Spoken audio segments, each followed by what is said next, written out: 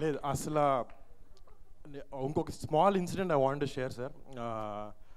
చిన్నప్పుడు ఒకసారి నాకు ఇంట్లో ఇంట్లో ఇల్లాలు వంటింట్లో ప్రియురాలు సినిమాలో ఒక క్యారెక్టర్ చేయడానికి నన్ను అడిగారు చిన్నప్పుడు.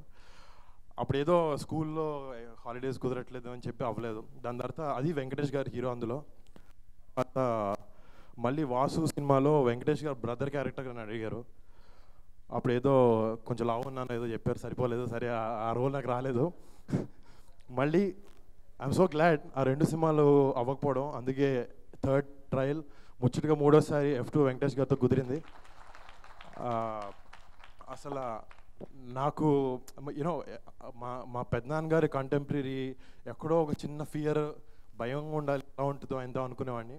బట్ అసలు అదేం తెలియకుండా చాలా కంఫర్టింగ్గా ఉన్నారు ఆయన మాతో. ఒక ఫ్రెండ్ లాగా, ఒక మంచి మెంటర్ లాగా ఎప్పుడూ మంచి విషయాలు చెప్తూ సూపర్ పాజిటివ్గా ఉంటారు లొకేషన్లో. ఈ ఒక్క F2నే కాదు, నెక్స్ట్ టైం అది శిరీష్ గారు, దిల్ రాజు గారు అన్నారు మన సినిమా చెప్తే వెంకటేష్ గారు రోల్ ఎంత, నా రోల్ ఎంత అడగకుండా ఓకే అన్నానని. ఈసారి నాకు నెక్స్ట్ టైం వెంకటేష్ గారు ఉన్నారు సినిమాలో అంటే నేను సినిమా కాదు, నా రోల్ కాదు, స్టోరీ కూడా అడగను, ఆయనతో పాటు చేస్తాను. ఎందుకంటే ఇంత మంచి టైం అంటే డెఫినెట్గా I definite do it again sir.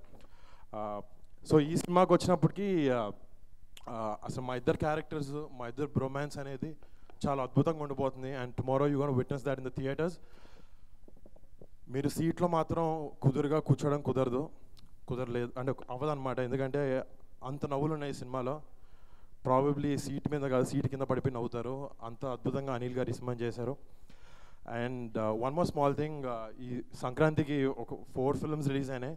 మొన్న రిలీజ్ అయిన 2 సినిమాలు కూడా మంచి టాక్ వచ్చింది. అండ్ టుమారో మా అన్నయ్య వినయ విధరామ సినిమా రిలీజ్ అవుతుంది. I would like to wish them all the best. And మళ్ళీ డే ఆఫ్టర్ F2 వస్తుంది. ఈ సంక్రాంతికి అన్ని సినిమాలు బాగా ఆడాలి. I wish cinema should win.